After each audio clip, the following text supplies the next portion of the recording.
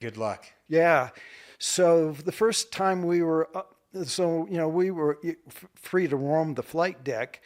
The Rangers were spitting and dip and chew in the pad eyes on the flight deck. I guess I didn't.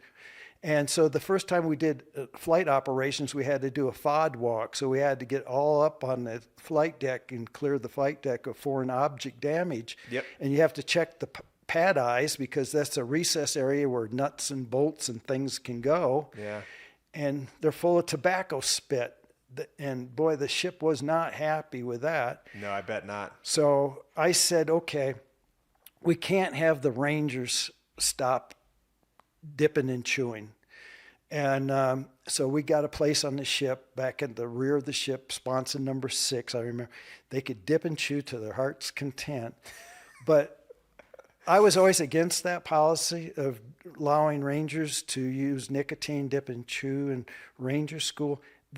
They are not allowed to today. They're not allowed In Ranger School. in Rangers. Yeah, they're not allowed any caffeine or nicotine. Well, you probably don't want it in Ranger School, but post Ranger School, I can imagine like different.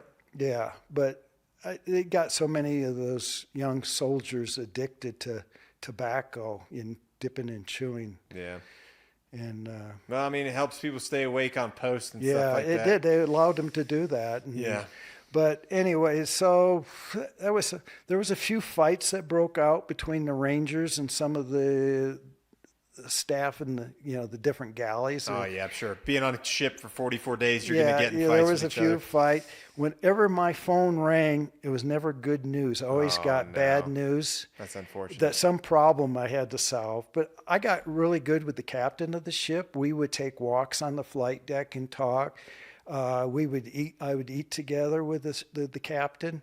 And at the end, when he held captain's mast on board the ship, and where he dealt with the disciplinary punishment and stuff.